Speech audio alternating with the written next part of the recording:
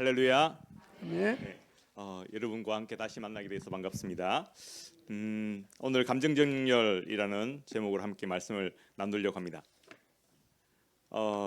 요즘 제가 우리의 정체성에 대해서 계속 시리즈로 말씀을 전하고 있잖아요. 첫 번째 설교에서 우리는 하나님의 형상이다, 그리고 우리는 하나님의 자녀다라는 그런 얘기 들으셨죠.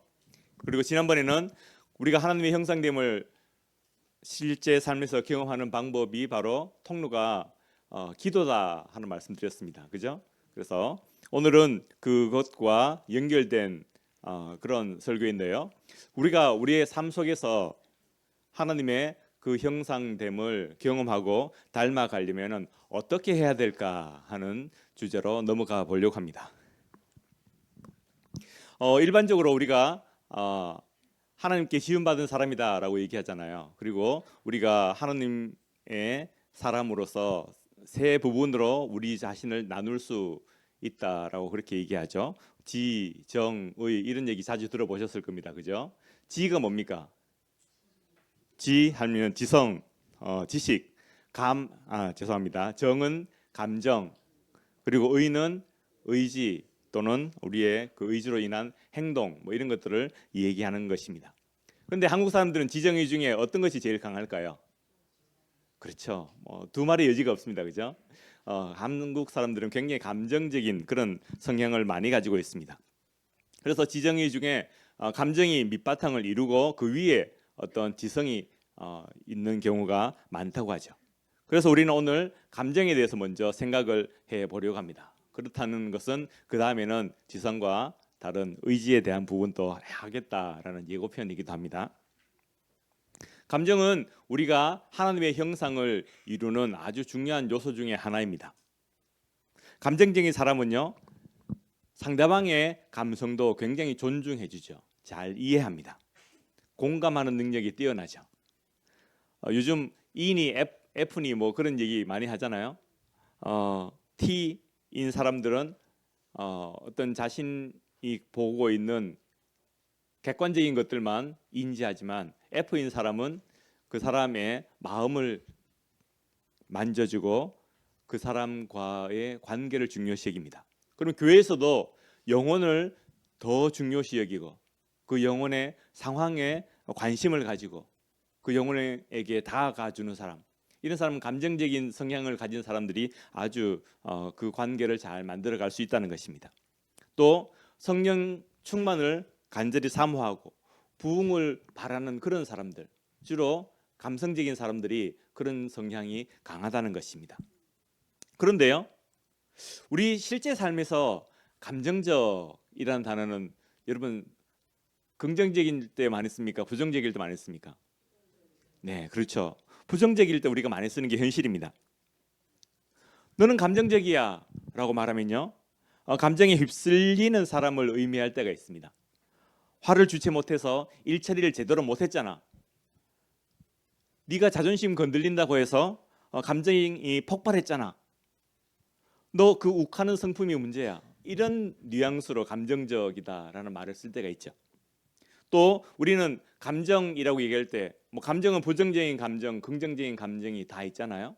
긍정적인 감정은 어떤 것들이 있겠습니까? 기뻐하는 마음, 감사하는 마음 이런 것들이 있을 겁니다. 즐거워하는 마음 이런 게 있을 거고, 부정적인 감정은 어떤 게 있습니까?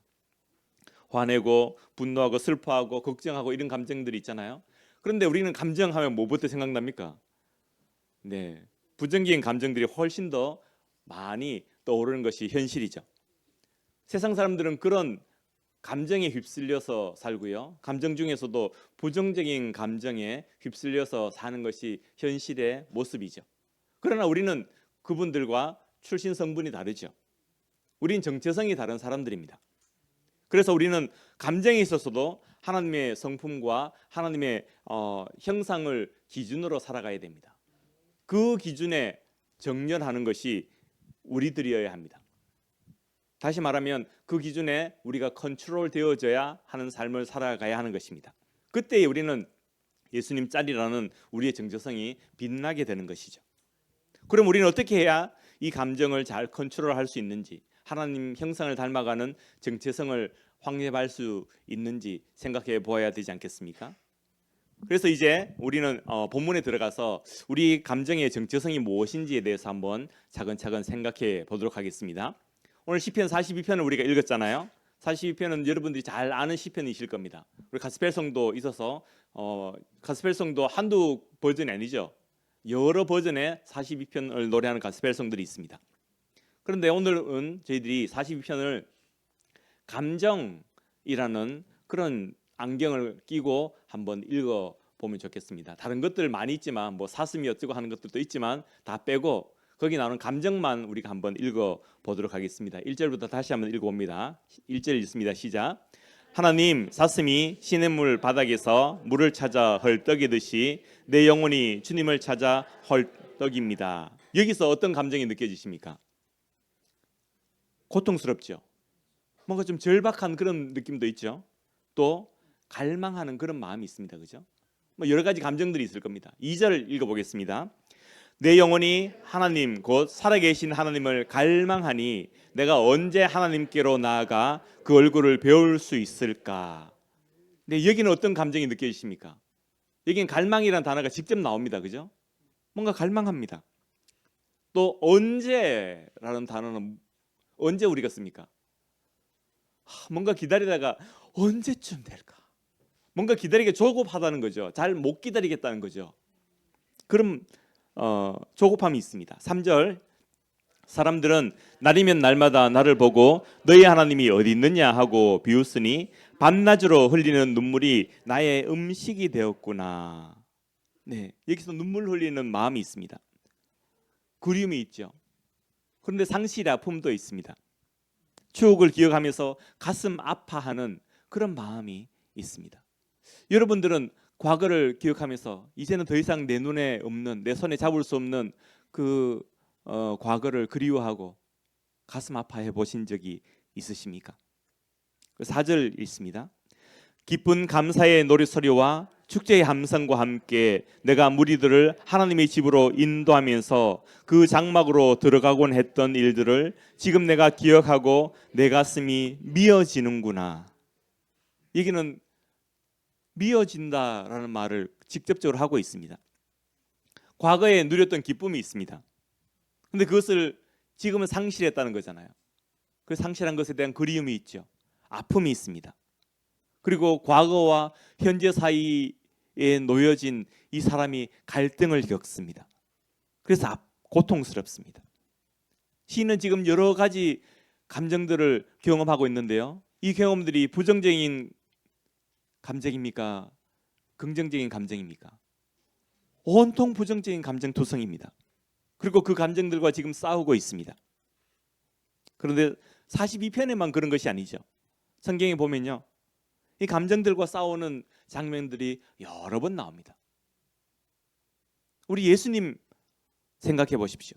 마태복음 26장에 가면 예수님께서 십자가 지시기 직전에 기도하는 장면이 있습니다. 38절 시작. 그때에 예수께서 그들에게 말씀하셨다. 내 마음이 괴로워 죽을 지경이다. 너희는 여기에 머물며 나와 함께 깨어 있으라. 예수님이 십자가 지시기 전에 그 고통을 앞두고 갈등하고 두려워하고 계십니다. 괴로움의 감정을 가지고 계셨습니다. 괴로워 죽을 만큼. 베드로는 어떠할까요? 27장에 보면 26장 제일 끝에 보면요, 베드로가 이렇게 얘기하죠. 75절 시작. 베드로는 닭이 울기 전에 내가 나를 3번 부인할 것이다 하신 예수님의 말씀이 생각나서 바깥으로 나가서 몹시 울었다. 이 구절만 읽어도 여러분 어느 장면인지 대충 감이 오시죠? 예수님을 3번 부인했던 그 장면이죠. 부인하고 나서 자기 행동이 부끄럽고 슬퍼서 통곡하면서 후회하는 장면입니다. 그 다음 우리가 잘 아는 바울은 어땠을까요? 바울은 마징가 제트처럼 그렇게 씩씩하기만 했을까요? 고린도후서 2장 4절 읽어봅시다. 나는 몹시 괴로워하며 걱정하는 마음으로 많은 눈물을 흘리면서 여러분에게 그 편지를 썼습니다. 지금 바울이 고린도전서 써보낼 때 이야기를 회상하고 있는 것입니다. 이때는 바울이 3차 선교 여행을 하고 있었는데요, 에베소에 있었습니다. 그리고 고린도에 편지를 써 보낸 것이 고린도전서였습니다. 편지를 써 보냈으면 그걸로 해결이 됐나요? 안 됐습니다. 여러 번 편지가 왔다 갔다 하기도 하고 직접 찾아가기도 하고 하는 그런 상황 중에 있었습니다. 그때에 그 안타깝고 가슴 아팠던, 괴로워하고 걱정하는, 마음은 가보고 싶은데 현실 때문에 가지도 못하고 편지를 써 보내도 이게 효과도 없는 것 같고 어떻게 하면 좋지? 어떻게 하면 좋지? 하는 그 마음이 바울에게 있었다는 것입니다. 물론 고린도 후서에는 그것이 해결이 되어졌고 내가 옛날에 그랬었다 하고 과거 얘기를 하는 그런 장면입니다. 그럼 우리는 어떻습니까? 우리도 매일 여러 가지 감정들을 경험하며 살지 않습니까? 요즘 목사님께서 하나님을 경험하는 삶 공부를 가르치고 계시고 또 오늘 또 한 분이 나오셔서 그것에 대해 간증하기도 하셨지 않습니까? 우리는 하나님을 경험하는 그런 삶을 살고 싶은 마음이 한켠에 있습니다. 근데 반대편 또 다른 한켠에는 뭐가 있습니까? 감정이 내게 파도처럼 몰려올 때에, 폭포수처럼 내리 쏟아질 때에 그 감정들을 견디지 못하고 그 감정들과 매일 맞닥뜨려야 하는 우리 자신의 일상의 삶이 있습니다. 오늘 주일 아침에는 여러분 어떤 감정을 느끼며 교회에 오셨습니까? 다른 가족들이 혹시 교회 가는 준비가 늦어지면 오늘 좀 제발 좀 빨리 좀 준비하지 하는 짜증이 확 올라옵니다. 교회 오는 길에 차가 막힙니까? 빨간불이 있어서 신호등에 대기하고 있습니까? 1분만 더 빨리 나왔으면 예배 안 늦을 텐데 지금 늦으면 어떡하지? 하는 불안이 엄습합니다. 지금 혹시 예배 시간에 의자에 앉아 계시면서 예배에 집중하지 못하고 빨리 마치고 가가지고 뭐 이런 일 해야 되는데 이거 어떡하지? 그런 일들로 염려하고 걱정하고 계신 분은 안 계십니까? 우리는 이렇게 날마다 우리의 감정을 맞닥뜨리고 있습니다. 그러면요, 이 감정들을 어떻게 해야 될까요? 그 감정들을 우리가 컨트롤하고 정렬시키는 것이 필요합니다. 우리 대부분은 이제 예수님을 알고 있습니다. 알 뿐 아니라 예수님께 헌신하기를 원하시는 분들도 많이 계십니다. 평소에도 봉사자로 헌신하고 계시고요. 또 목자 목녀로 헌신하고 계시는 분들도 많이 계시죠. 그런데 문제는 머리로는 예수님을 잘 알고 있는데 일상의 삶 가운데 이 가슴이, 이 감정이 나를 뒷받쳐 주지 않을 때가 참 많다는 것이죠. 이때 우리는 어떻게 해야 할까요? 이 감정을 어떻게 하나님 앞에서 컨트롤할 수 있을까요? 첫 번째로는 하나님께 솔직하게 그 감정을 고백하는 것입니다.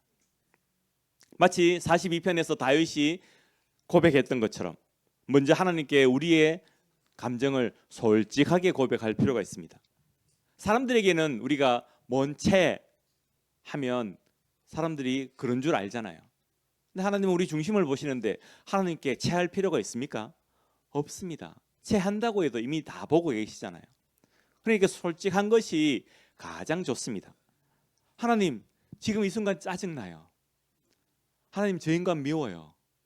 하나님, 지금 조급해요. 불안해요. 내가 가지고 있는 이 감정을 하나님께 솔직히 말씀드리는 것이 좋습니다. 인정하고 하나님께 도와달라고 기도하는 것이 필요합니다. 그러면 하나님은 우리의 연약함을 이해해 주시고 받아주시고 도와주시는 하나님이신 줄 믿습니다. 두 번째로는요, 한번 따라해 봅시다. 감정의 출처를 발견하기. 우리에게 어떤 감정이 생기죠?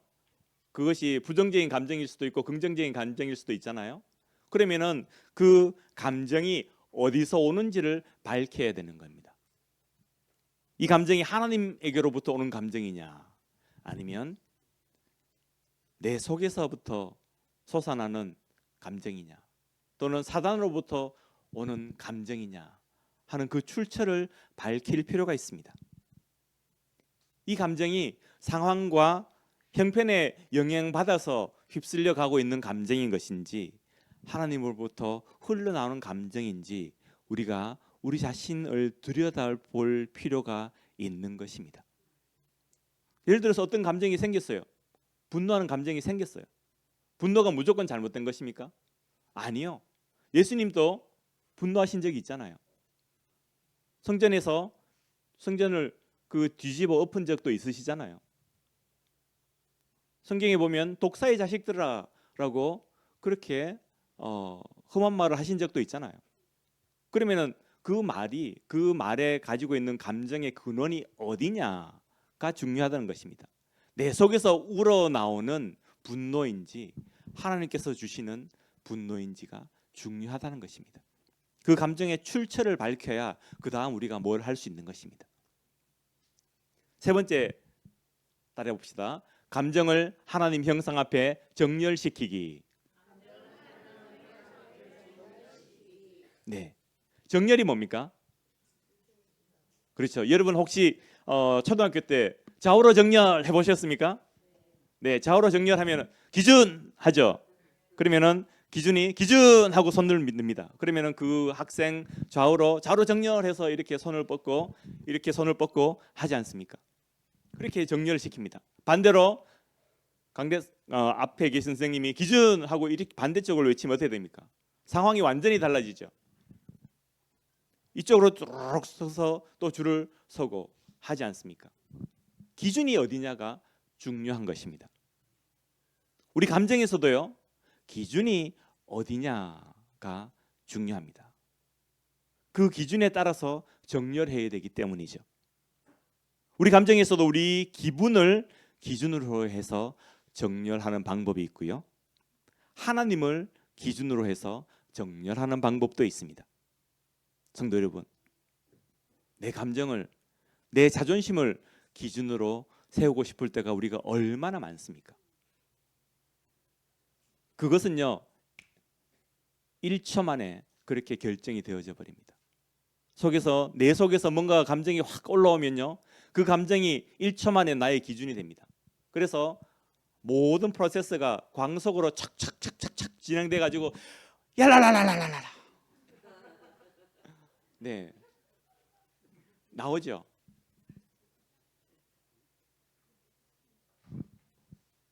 근데 그때 우리는 우리 감정을 하나님 기준으로 세워야 됩니다. 하나님을 바라보고 하나님을 의지하면서 느끼는 감정으로 정렬시켜야 되는 것입니다. 하나님의 눈으로, 하나님의 귀로, 하나님의 마음으로, 하나님의 감정으로 우리가 정렬되어져야 합니다. 여러분, 하나님 감정으로 정렬하는 것이 쉽습니까? 우리 감정으로 정렬하는 것이 쉽습니까? 우리 감정으로 정렬하는 것이 훨씬 더 쉽습니다. 그런데 이 순간에 우리가 의지적으로 안 될 가능성이 굉장히 많고 여러 번 반복해야 될 가능성이 굉장히 많지만 한번 결심해 보기 원합니다. 하나님, 이제 내 감정으로 정렬하는 것이 아니라 하나님 감정으로 정렬하겠습니다. 그렇게 결단해 보는 저와 여러분 되시기 원합니다. 따라해 봅시다. 하나님 감정을 기준으로 정렬하겠습니다. 네, 그렇게 결심하는 사람과 안 하는 사람은요 이제 조금씩 차이가 벌어지기 시작합니다. 그리고 어느 순간인가 어느 날인가는 비교도 할 수 없는 큰 차이를 만들어 버리는 것입니다. 네 번째로 한번 따라해 봅시다. 감정을 하나님의 말씀으로 다듬기. 네, 이제 42장 5절 같이 읽어보겠습니다. 시작. 내 영혼아, 내가 어찌하여 그렇게 낙심하며 어찌하여 그렇게 괴로워하느냐. 너는 하나님을 기다려라. 이제 내가 하나님 구원자 나의 하나님을 또다시 찬양하련다 했습니다. 네, 이게 아주 중요한 포인트니까요. 앞에 거를 살짝 정리하고 가겠습니다. 우선은 하나님께 우리의 감정을 고백해야 된다 했죠. 그 다음에 우리 출처를 구분해야 된다 했습니다. 그 다음에 감정을 하나님 앞에 정렬시켜야 된다 했습니다. 이제 네 번째로 감정을 하나님 말씀으로 다듬어야 된다라고 말씀드리고 있습니다. 우리 속에 감정이 분명히 있습니다. 근데 감정을 무조건 억누르기만 해서는 답이 아니죠. 왜냐하면 감정이 계속 나오고 있는데 한두 번은 억누를 수 있지만 계속 억누를 수는 없잖아요. 그러다 보면 어느 순간 폭발을 하게 됩니다. 무조건 억누르는 게 답이 아닙니다. 그것을 다듬어야 됩니다. 하나님의 시선으로 해석하는 연습을 해야 됩니다. 말씀을 읽으면서, 큐티를 하면서, 설교를 들으면서 우리가 그 말씀으로, 말씀에 있는 내용으로 우리 감정을 다듬고 가지치고 방향을 만들어가는 것이 필요합니다. 그래서 우리 감정을 하나님 앞에 정렬시키는 거죠. 좌로 정렬하는 것입니다. 네가 어찌하여 낙심하고 있느냐. 하나님은 낙심을 원하시는 하나님이 아니잖아. 성경 읽어봐. 하나님은 우리가 낙심하기를 원한다고 하신 적이 한 번도 없잖아. 다시 힘을 내자.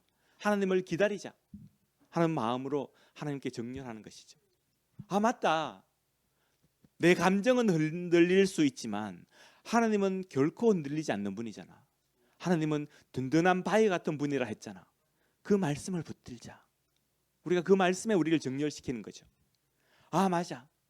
내 감정이 전부가 아니잖아. 하나님의 진리가 더 크잖아. 내가 보기에는 지금 불안이 파도처럼, 아니 폭풍우처럼 내게 오는 것처럼 보이지만, 내가 보기에는 저 문제가 지금 산더미 같이 보이지만 하나님은 그 문제보다 더 크신 하나님이라고 했잖아. 하나님은 그 문제를 이기시는 하나님이잖아. 내가 하나님 뒤에 숨어야 되겠다. 하나님께 의지해야 되겠다 라고, 그렇게 하나님 말씀으로 우리를 정렬시키고 다듬어 가는 것이 필요한 것이죠. 그 다음 5번째, 따라합니다. 감정을 설득하기. 네, 이것이 필요한데요. 왜냐하면 여러분, 내가 내 자신에게 말씀으로 다듬고 또 정렬시키는 게 잘 됩니까, 안 됩니까? 잘 안 됩니다. 강대상에서는 저렇게 얘기하지. 맞습니다. 저도 잘 안 됩니다. 그래서 시인도 그것을 알고 있다는 것입니다. 그래서 하는 것이요, 시인이 따라합니다. 내 영혼아 라고 부르고 있습니다. 자기 영혼에게 말을 하고 있습니다. 나 김이나나, 김이나의 영혼아, 너는 왜 지금 낙심하고 괴로워하고 있느냐 라고 자기 자신에게 얘기하는 것입니다. 나는 분명히 여기 서 있습니다. 그런데 나와서 밖에서 이렇게 보고 있는 것입니다. 너 김이난 하고 자기 밖으로 나와서 유체 이탈을 하고 밖에 나와서 자기 자신에게 얘기하고 있는 것입니다. 그리고 그 자신을 설득하고 있는 것이죠. 내 영혼아, 내가 어찌해서 그렇게 낙심하고 그렇게 괴로워하고 있느냐, 내 자신에게 얘기하고 있습니다. 우리가 말씀 읽고 기도하고 그렇게 해도 해결 안 되는 문제들이 있죠. 어떤 것들은 해결이 됩니다. 그런데 어떤 것들은 해결이 안 됩니다. 그때는요, 더 적극적으로 우리 감정에게 다가가야 됩니다. 그리고 때로는 그 감정을 책망해야 됩니다. 때로는 그 감정을 설득해야 됩니다. 때로는 그 감정을 보다듬어주고 위로해 주어야 됩니다. 아, 맞아, 김이나나, 네가 참 외롭지. 네가 지금 억울하지. 네가 지금 힘들지. 맞아, 그래. 우리가 우리 자신을 객관적으로 바라보고 우리 감정을 객관적으로 바라보면서 이것이 어디서 나오는 것인지 알아야 된다고 했죠. 예전에 제 딸이 하이스쿨 다닐 때, 고등학교 다닐 때 어느 날인가 막 어떤 문제로 울던 때가 있었습니다. 제 앞에 와서 막 우는데요, 딸아이가 우니까 저도 가슴이 찢어지잖아요. 근데 그때 제가 딸이 했던 말 중에 하나 기억나는 것이 있는데요. 엉엉엉 울면서 아빠, 근데 나 이게 지금 눈물 흘리는 거, 이건 내가 흘리는 거 아니야. 내 호르몬이 그렇게 시키는 거야. 나 지금 이 호르몬이 너무 많이 나와서 주체가 안 되는데 이거 금방 눈물 그칠 거야. 자기 자신을 객관적으로 바라보고 자기 감정과 자기를 분리시키고 그 감정을 향하여서 손짓할 수 있는 사람, 그런 사람이 바로 하나님의 형상을 닮아가는 사람이 되는 것입니다. 성도 여러분, 우리가 얼마나 감정적인 사람들입니까? 그런데 그 감정에 휩쓸리지 마십시오. 감정을 컨트롤할 수 있어야 됩니다. 그 감정을 바라보고 감정에게 말하는 것은요, 굉장히 효과가 있습니다. 저도 이 방법을 자주 씁니다. 실은 지난주에요, 좀 부끄러운 얘기인데요, 제가 아내와 부부싸움을 했습니다. 일은 별일 아니었습니다. 얼마 전에 거의 한 달쯤, 얼마는 아니네요, 한 달쯤 됐네요. 당근에서 블라인드를 하나 사왔습니다. 근데 제가 달 줄을 몰라서 달지를 못하고 있었습니다. 근데 그것이 소문이 나가지고 어느 장로님이 달아주겠다고 제 집에 오셨습니다. 그게 지도새도 모르는 비밀이었는데 어떻게 알았는지, 저희 집에 CCTV가 달리진 않았을 텐데, 그러니까 아내가 저를 이제 타박을 합니다. 당신은 지금까지 안 달고 있다가 그걸 장로님이 와서 달게 하느냐. 아니, 내가 싫어서 그랬나? 내가 할 줄 모른다고. 내가 드릴도 없고 장비도 없잖아. 그냥 여보 미안해, 내가 빨리 달았으면 됐는데 내가 미뤄서 미안해, 그렇게 하면 되는데 거기다 대고 신경질을 내는 거죠. 그리고 돌아서서 제 감정의 출처를 살펴봤습니다. 이 감정이 어디서 오는 감정이냐? 이 짜증이, 이 분노가 어디서 오는 것이냐? 그리고 제게 외쳤습니다. 이 기민한 이 영혼아, 내가 어찌해서 지금 짜증내고 화내고 있느냐? 지금 사단이 주는 그 짜증을 물리치고 네 마음의 평화를 회복해라. 한 번만 됐을까요? 안 됐을까요? 예, 한 번만에 절대 안 되더라고요. 2번 하고 3번 하고 4번 하고 그 다음 날 또 하고 그 다음 날 또 하고 이제 죄송합니다만 며칠이 걸렸습니다. 그리고 어느 순간에 그 감정을 완전히 떨어내고 나니까요, 얼마나 바보스러운 감정이었는지. 이렇게 우리는 날마다 작은 문제 하나로 우리 감정에 휩쓸립니다. 평소에는 얼마나 성숙하고 거룩하고 어른스럽고 잘난 사람인지 모릅니다. 그런데 우리는 우리 감정에 하나에 클릭되면 금방 넘어지고 그 감정에 휩쓸리게 되는 것입니다. 그러므로 우리는요, 이것을 계속 반복해서 훈련하고 연습할 필요가 있습니다. 그러면 우리 감정을 정렬시키는 훈련을 우리는 우리 삶 속에서 어떻게 나갈 수 있을까요? 우선 첫 번째로는요, 개인적인 연습이 좀 필요합니다. 예를 들어서 아침에 일어나서 여러분 회사 가시거나 또는 등교하거나 하잖아요. 그럼 집에 문을 열고 나오면서 나는 하나님의 왕자다, 나는 하나님의 공주다 하는 우리 정체성을 다시 확인시키는 겁니다. 그래서 내 앞에 있을 그 짜증나는 감정들아, 오늘 나를 괴롭힐 감정들아 물러거라 하고 한번 선포해 볼 필요가 있습니다. 한번 따라해 볼까요? 내 앞에 있는 짜증나는 감정들아 물러거라. 오늘 나는 하나님만 찬양하겠다. 네, 이렇게 외치면서 나갈 필요가 있습니다. 마음속에 일하시다가 뭔가 불안한 마음, 걱정되는 마음이 들잖아요. 그러면 내 속에다가 외치는 겁니다. 이 불안아, 물러가라. 하나님이 나를 지켜주신다고 약속하셨다. 나는 그 약속을 믿겠다. 나는 너에게 휘둘리지 않겠다. 불안아, 물러가라. 그렇게 외칠 필요가 있습니다. 혹시 지금 예배 중이라도 뭔가 걱정되는 분이 있으십니까? 주님, 지금 제가 걱정하는 것 내려놓게 해주십시오. 주님께 집중하고 말씀에 집중하게 해주십시오. 그렇게 잠깐 기도하시기 바랍니다. 그런 것들이, 그런 훈련들이 우리를 강하게 만들고 하나님의 자녀로서의 정체성을 굳게 세우게 만들어주는 것입니다. 그 다음에 두 번째로 우리가 할 수 있는 것은요, 우리가 적극적으로 긍정적인 감정을 추구해야 됩니다. 방금은 부정적인 감정을 몰아내는 연습이었다면, 두 번째는 긍정적인 감정을 더 개발하는 연습입니다. 우리가 방금 읽었던 5절에 보면요, 너는 하나님을 기다려라 했지 않습니까? 옛날 성경 버전으로 말하면 하나님을 바라라 라고 되어져 있습니다. 우리가 가스펠송에도 너는 너의 하나님을 바라라 이렇게 노래하잖아요. 바란다는 것은 소망한다는 것이잖아요. 기다린다는 거잖아요. 그 마음속에는 소망이 있고 그 소망은 기쁨으로 연결되는 감정이죠. 상황과 형편에 영향받는 감정이 아니라 앞으로 하나님께서 주실 일을 바라보면서 그것을 소망하면서 누리는 감정을 내가 취하겠다고 결단하고 또 그것을 취하려고 애쓰는 노력입니다. 하나님이 우리를 향해서 보여주시는 감정은 어떤 감정입니까? 여러분 한번 상상해 보십시오.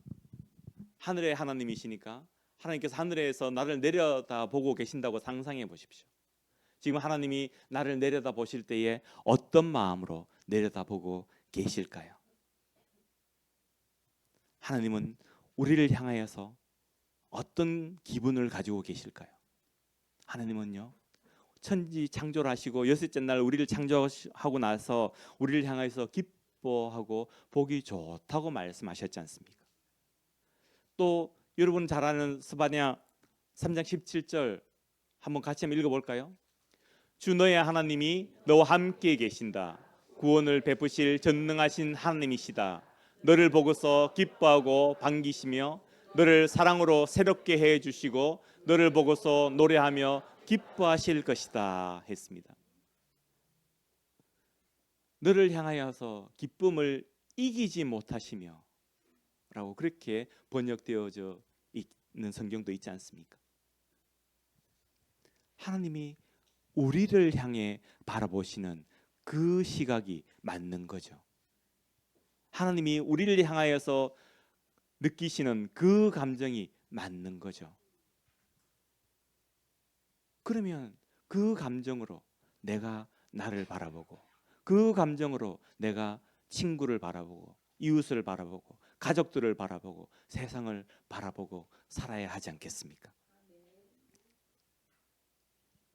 그 하나님을 바라볼 때에 우리 지금 눈 감고 고개를 한번 들어보십시오. 나를 향하여서 기쁨을 이기지 못하시고 우리를 보시면서 반겨주시는 그 하나님 얼굴을 상상하며 고개를 한번 들어보십시오. 하늘에 계신 하나님을 바라보신다고 상상해 보십시오. 여러분은 어떤 감정이 드십니까? 그 하나님을 믿는 감정, 의지하는 감정, 든든한 마음이 드십니까? 그 마음을 기억하십시오. 그 마음을 기억하십시오. 그리고 순간순간 이런 마음, 이런 감정을 잃지 않도록 다시 한번 회복시키시고 다시 한번 그 감정을 추구하는 연습을 순간순간 해보십시오. 이번 한 주 동안 살아가시면서 어떻게 사시겠습니까? 내게 감정이 몰려올 때에 그 감정을 어떻게 처리하시겠습니까? 부정적인 감정이 몰려오기 전에 미리 아침에 예방하십시오. 그 하나님께서 주실 아름다운 하루를 향하여서 짜증나는 감정아, 불안한 감정아 물러가라 외치십시오. 그리고 하나님께서 우리를 사랑하시는 그 감정을 받아들이시고 그 하나님을 믿고 든든히 의지하는 그 감정을 가지십시오. 그 감정을 순간순간 연습해 보십시오. 우리가 하루에 3끼 밥 먹잖아요. 최소한 3번은 연습해 보십시오. 조금 더 내시는 분은 30번 순간순간 생각날 때마다 연습해 보십시오.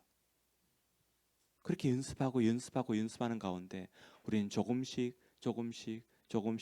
더 하나님의 사람으로 바뀌어져 가는 것입니다. 그리고 마지막으로요, 우리가 목장이 있잖아요. 이게 목장에서 우리의 삶을 나눌 수 있다는 것이 얼마나 큰 축복인지 모릅니다. 그 믿음의 공동체 안에서 서로를 격려하며 감정을 나누는 것이 참 중요합니다. 여러분 목장에서 삶을 나눌 때 무엇을 나누러 갑니까? 감정을 나누라 하지 않습니까? 그죠? 그것이 이런 문맥인 것입니다. 우리가 살아가면서 느꼈던 그 감정이 있잖아요. 우리가 살면서 오늘 학교 갔다 왔고요. 오늘 직장 갔다 왔고요. 지난주하고 똑같은 하루였어요. 예, 지난주와 다른 삶을 사는 사람이 얼마나 되겠습니까? 맨날 비슷한 삶을 삽니다. 그런데 맨날 비슷한 삶을 살아가는 그 삶 속에서 느끼는 감정은 너무나 다양한 거잖아요. 오늘 아침에 아내하고 이런 일이 있었어. 그 말 한마디 하다가 실은 툭닥거렸다. 그런데 하나님의 말씀이 뭔가 떠올라서 그 마음을 다 잡았잖아. 오늘 회사에서 이런 일이 있었는데 그 가운데 하나님께서 역사하시는 것이 느껴져서 얼마나 기뻤는지 몰라. 오늘 남편하고 전화하면서 이런 일 때문에 서로 걱정하고 있었는데 그런데 그 속에서 우리가 과거에 1년 전에 우리 이런 삶 속에서 도와주셨던 하나님이 떠올라서 우리가 다시 한번 하나님을 붙잡기로 했잖아. 그렇게 생각하고 나니까 마음이 푸근해지더라고요. 하는 그런 감정들을 나눈 것이 우리의 목장이 되는 것입니다. 이런 나눔을 하면서 서로를 응원하고 서로를 격려하는 저와 여러분 되시기 원합니다. 사랑하는 성도 여러분, 오늘 우리가 하나님의 형상으로서 지정의 중에 우리의 감정을 어떻게 하나님 기준으로 해서 정렬시킬지에 대해서 생각해 보았습니다. 그 감정이 하나님 앞에서 더 평안하고 기뻐하는 감정이 되도록 변화시키는 비결이 무엇이겠습니까? 우리가 어떻게 하나님 품 안에서 평안함을 느끼고 든든함을 느끼며 살아가겠습니까? 우리 감정을 하나님 앞에 정렬시키고 매일매일 개인적으로 또한 매주 공동체적으로 목장에서 훈련하면서 더욱 하나님의 사람으로 변해가는 저와 여러분 되시기 축복합니다.